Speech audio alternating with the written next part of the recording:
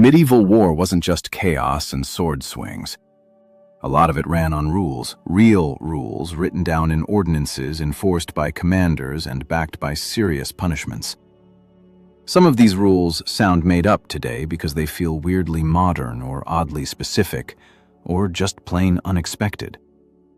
In this video, we're going through 30 medieval war rules from Europe that actually existed.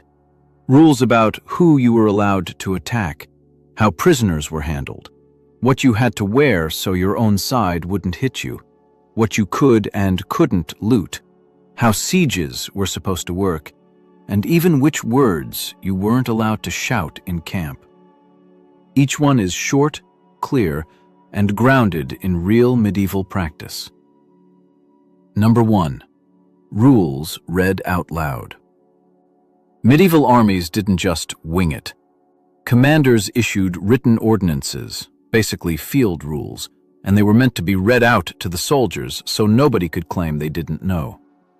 One study of pre-modern articles of war points out that by the 1300s, some ordinances were written in everyday languages like French, and captains could be told to read them aloud before a campaign.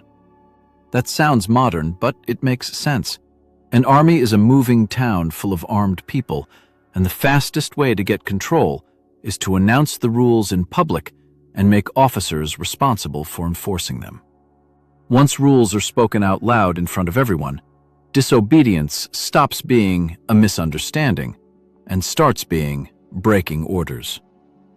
And that leads straight into the next thing. Who exactly had the power to enforce these rules on campaign? Number 2. Military judges outranked everyone. In late medieval English campaigning, a written code from 1385 starts by saying basically, everyone of any nation or rank must obey the king and also the constable and the marshal. Those two weren't just fancy titles. In the field, they acted like top military judges, handling discipline and dispute. The sounds fake part is how direct it is. The rule doesn't say, please cooperate. It says obedience is mandatory, and the penalty can be losing body and goods, meaning your freedom, your gear, and your property could all be on the line. The point was simple. If soldiers argue orders in real time, the army stops functioning. So commanders built a chain of authority that even nobles were supposed to respect. And once you have that authority, the next problem is predictable. Soldiers taking things that keep the army alive. Number 3.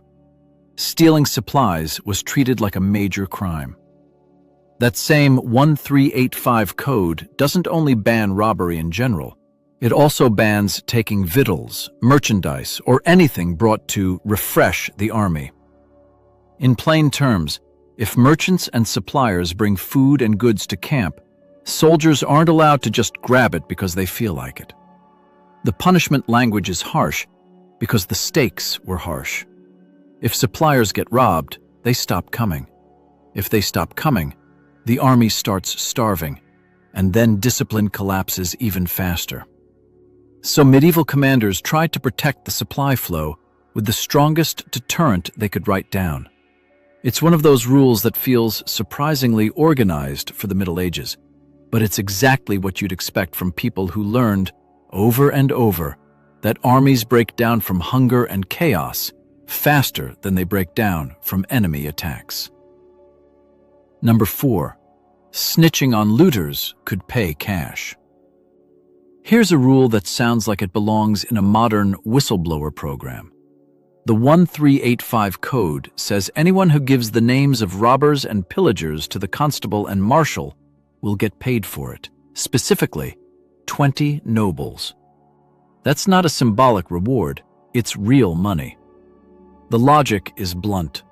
Looting often happens in groups, and people won't report their own friends unless the incentives are strong.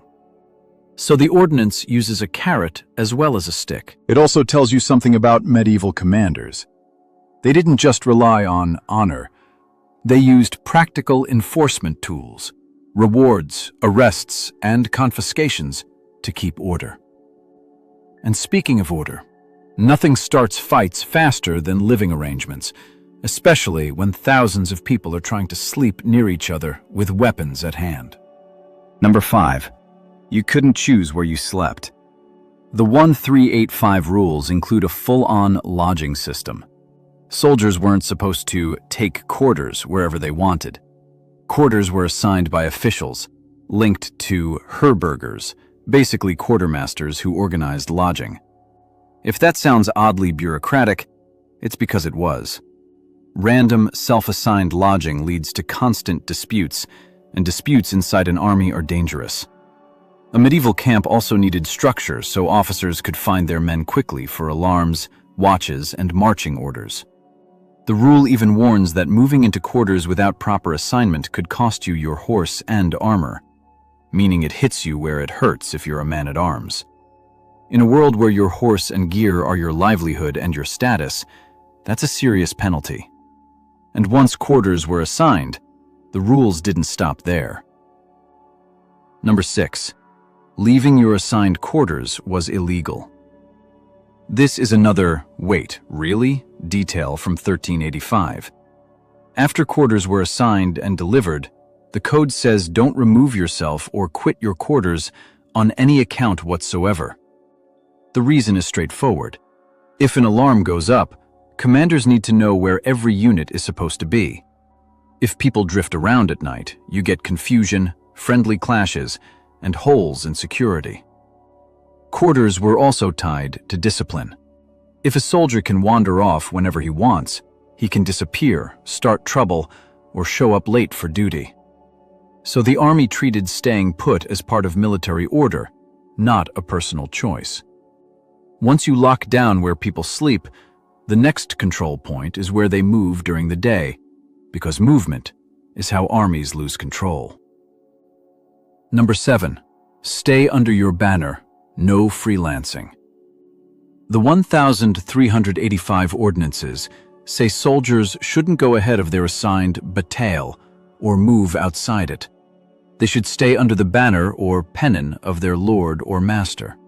In modern terms, stay with your unit. This rule mattered because medieval armies were made of many retinues and groups gathered together, not one uniform force with identical training. The banner was the visual anchor, how you knew where your people were and who you were supposed to follow. Wandering ahead could trigger accidents, mistaken identity, or even a false sense that the army is being attacked. It also stops soldiers from chasing personal opportunities, like grabbing loot or picking fights, while pretending they're scouting. Once "stay with your unit" is written down, commanders then have to stop the next step, soldiers trying to create their own unit in the middle of a campaign. Number 8. Raising your own banner could be treated like mutiny. 1385 rule forbids raising a banner or pennon of St. George, or any other, specifically to draw people together out of the army and lead them somewhere. That is basically a ban on unauthorized rallies. It's easy to see why. A banner isn't just decoration, it's a command signal. If someone can raise a banner and gather a crowd, they can start a riot, a faction, or even a breakaway force. Medieval commanders worried about internal uprisings, sudden brawls between groups, and men following the wrong leader at the worst moment. So they tried to reserve mass gathering signals for authorized commanders only. And connected to that is another rule that sounds weird until you remember how chaotic medieval battlefields could be. You had to wear a visible team label. Number 9. Wear a giant badge or don't expect protection. The 1385 code says every man on our party should wear a large sign of St. George's arms, one in front and one behind. That's already surprising, but here's the truly wild part. It adds that if someone is hurt or killed because he didn't wear the sign, the attacker won't be punished for it. That's an early attempt to solve a real battlefield problem: identification. With smoke, dust, noise, and mixed groups, it was easy to strike the wrong person. So the army pushed a simple solution: big visual markers, and then reinforced it with harsh legal logic. If you failed to mark yourself properly, it's on you. In practice, this is less about cruelty and more about preventing constant "I thought he was the enemy" arguments after a chaotic fight. And if friendly troops had to wear the sign, the rule also had to cover the obvious loophole. Number 10. The enemy couldn't wear your sign. The same 1385 section adds that no enemy should bear the St. George sign unless he's a prisoner. That's basically an anti-infiltration rule. If enemy fighters can put on your badge, they can slip into your lines, spread panic, or strike key targets. So the rule treats the sign like restricted equipment. Your side wears it, the enemy doesn't. The "unless prisoner" detail also tells you something practical. Prisoners might be marked to show they're under control, so they don't get mistaken for active enemy fighters. The big point is that medieval armies were aware of impersonation and deception risks, and they tried to block them with clear symbols and harsh penalties. Once you have symbols and banners controlling the crowd, you still have to control one of the most dangerous battlefield triggers of all: a single word shouted at the wrong time. Number 11. Saying "havoc" was basically illegal. In the 1385 ordinances, there's a direct ban on crying "havoc." The note attached explains why. Havoc was used as a signal for troops to disperse and pillage. So shouting it wasn't just noise. It could flip an army from controlled combat into an uncontrolled sack. That's exactly why the rule treats it as a serious offense. Commanders wanted to decide when or if looting was allowed, because the moment soldiers scatter for plunder, you lose formation, you lose pursuit, and you open yourself to a counterattack. The rule also hints at how medieval discipline really worked. Not only weapons, but words and signals were regulated. In modern terms, havoc is like someone yelling a false free-for-all order. And the ordinances didn't stop at havoc. They also targeted other risky cries. Number 12, false alarm shouts had their own punishments. Right after havoc, the 1385 text warns against making another cry, explained as something like "to horse," or a call that could trigger panic or a sudden disorganized scramble. The note even frames it as what we'd call raising a false alarm. What matters is the mindset. Medieval commanders knew an army can defeat itself with fear and confusion. A false alarm can stampede people, scatter units, and cause friendly clashes before the enemy even arrives. That's why several medieval systems treated unauthorized alarms as a discipline issue, not just noise. Even outside England, later discussion of earlier ordinances points out that rulers like Frederick Barbarossa also spelled out that soldiers were not to sound the alarm without reason. Different place, same idea. A camp is fragile when everyone is armed and tense. That naturally leads to the rule that makes alarm systems meaningful: watch duty. Number 13. Watch duty was non-negotiable. The 1385 ordinances spell it out. Every man must perform watch in the army with the number of men assigned and remain the full limited time unless properly relieved. The punishment language is extreme, which tells you the commanders thought the risk was extreme.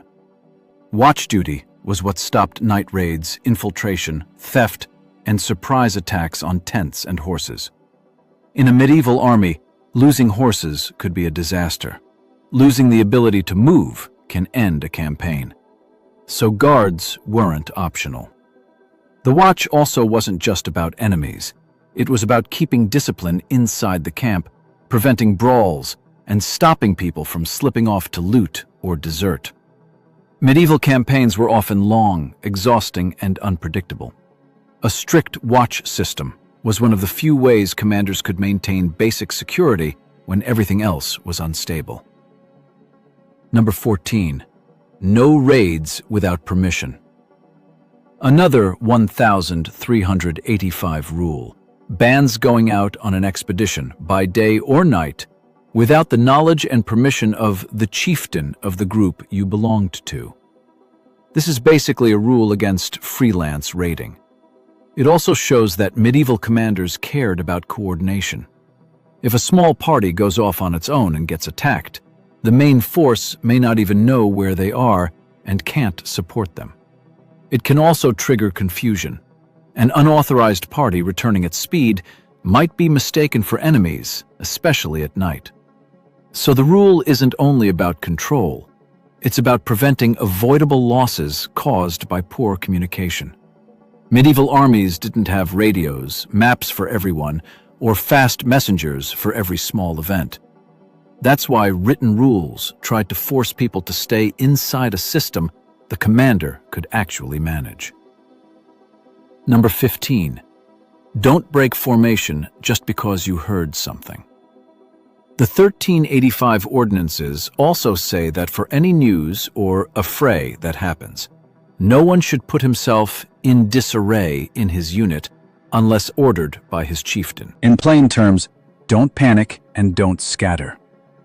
This rule sounds obvious, but it tells you how common the problem was. Soldiers hearing a rumor, the enemy is behind us, someone is stealing horses, there's a fight over there, might run to look, help, or take advantage. That breaks the line and creates openings. A smart enemy can exploit those openings immediately. Even if there is no enemy attack, disorder can trigger internal violence, accidental injuries, and a loss of command authority. Medieval commanders knew that staying in your place is often what wins battles, not heroic improvisation.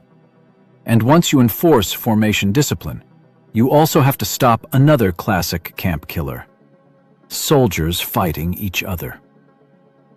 Number 16. No fighting inside the host. Medieval ordinances show a recurring obsession: peace within the army itself. One discussion of Frederick Barbarossa's 1158 ordinance summarizes that it spelled out interdictions like soldiers not fighting among themselves.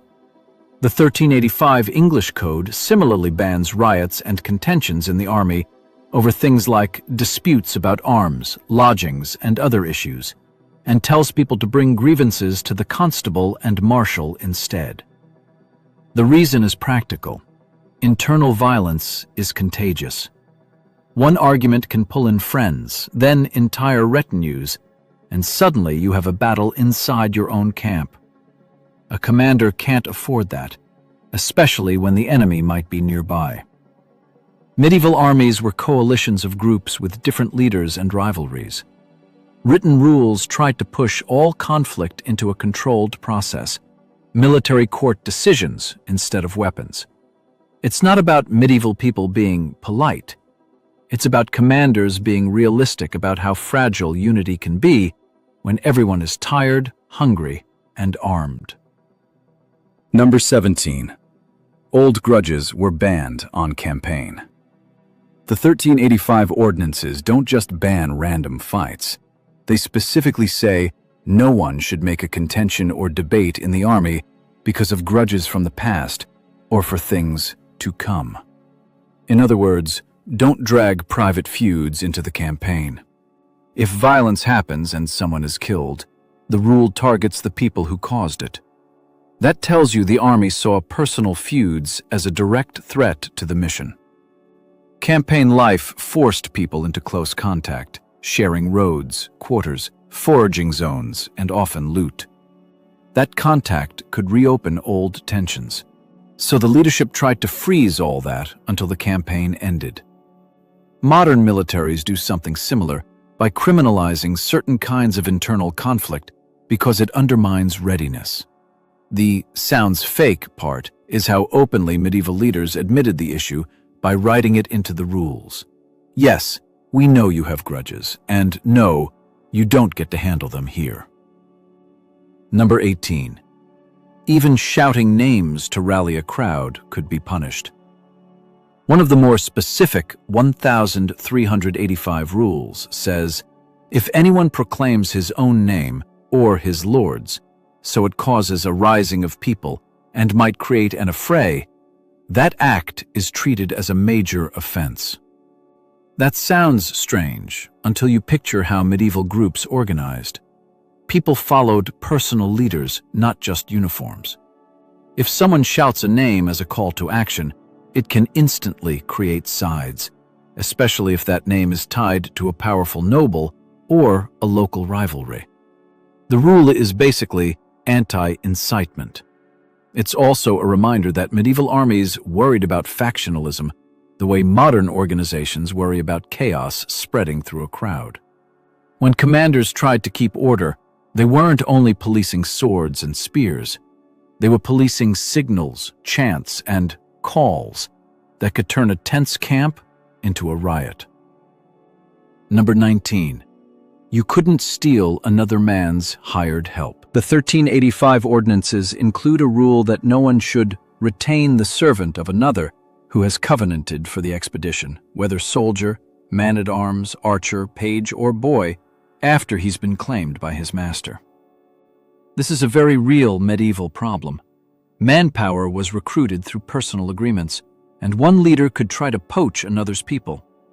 That could weaken units, trigger fights, and mess up pay arrangements.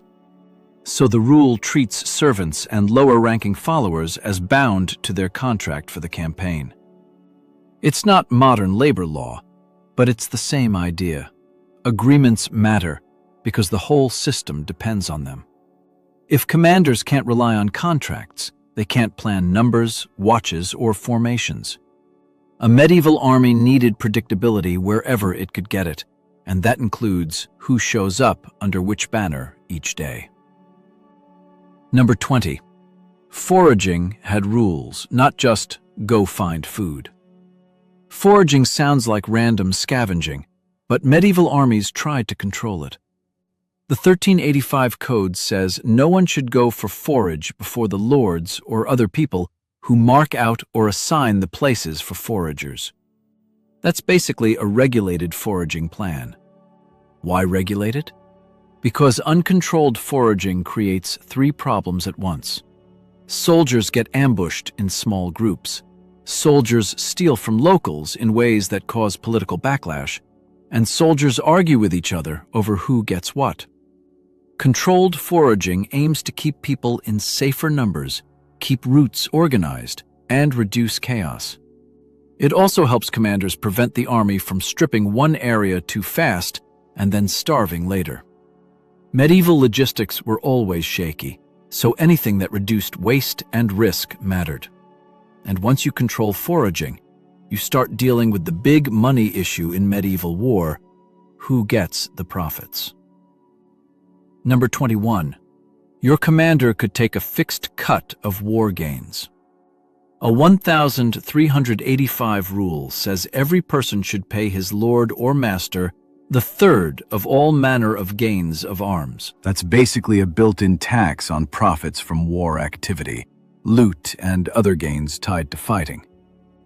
This sounds fake because we're used to thinking of medieval war as personal chaos, but it fits the feudal and retinue world. Lords funded recruitment, equipment, and horses. They also carried political responsibility.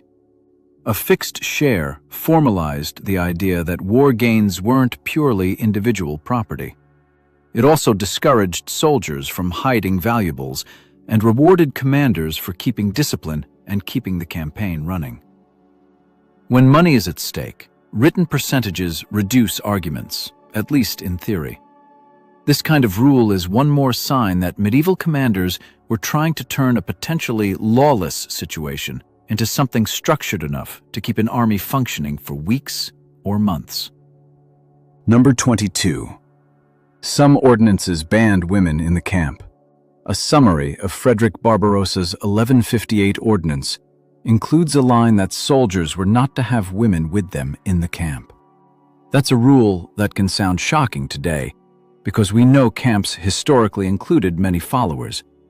But banned here reflects an ideal of discipline and a desire to reduce problems commanders associated with camp life: disputes, exploitation, distractions, and extra mouths to feed. Medieval leadership often framed discipline in moral terms, but it had practical effects too. A camp that's harder to manage is a camp that's easier to infiltrate, easier to panic, and harder to supply. Even when such rules weren't perfectly enforced, the fact they were written down shows what commanders thought mattered. They didn't only worry about enemy weapons. They worried about the social pressures inside the camp that could cause disorder faster than any attack. Number 23. Merchants could be protected by law, not just by luck. Another striking part of the Barbarossa summary is that soldiers were not to attack unarmed people, especially merchants. That especially is the key.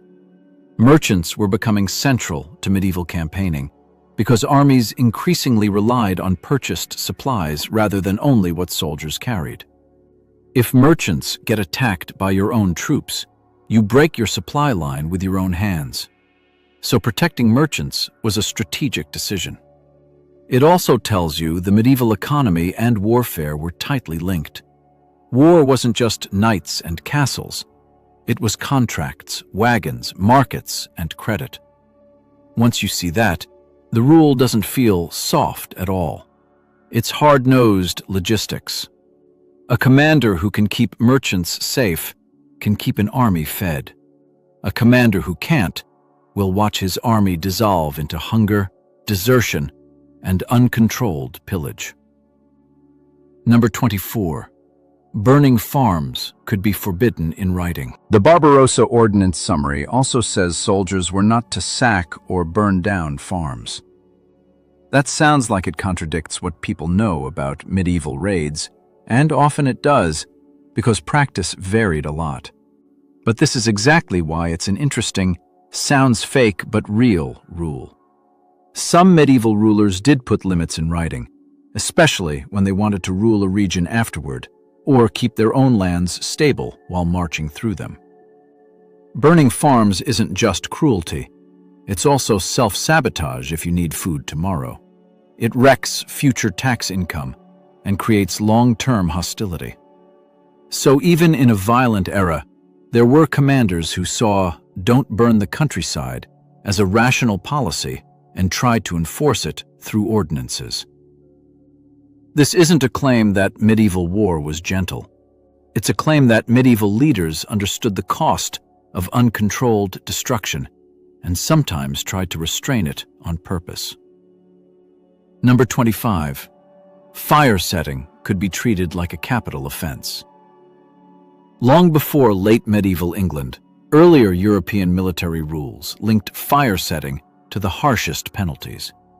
A discussion of early Articles of War describes an ordinance from 866 issued by Emperor Louis II that included a rule where pillaging a church, committing adultery, explained as probably meaning sexual violence, or causing a fire could put your life at risk under the law. The fire part is easy to underestimate. Medieval towns and camps were full of wood, thatch, and crowded structures. Fire spreads fast, destroys supplies, and turns a controlled occupation into chaos. In warfare, arson also became a shortcut to terror and displacement. So it makes sense that some rulers treated starting a fire as more than property damage. It was seen as a direct threat to the whole army's safety and the ruler's ability to govern. In a way, this is a medieval version of the idea that certain acts create uncontrolled harm, so leaders punish them harder to prevent chain reactions. Number 26. Even sacred objects had special protection rules. Some medieval war rules weren't only about don't steal, but about specific religious items. In the 1385 English ordinances, the There's a clause that says, "None should be so bold as to touch the body of our Lord or the vessel containing it." In context, that points to the consecrated host and its container, meaning the army treated tampering with it as a special, top-level offense.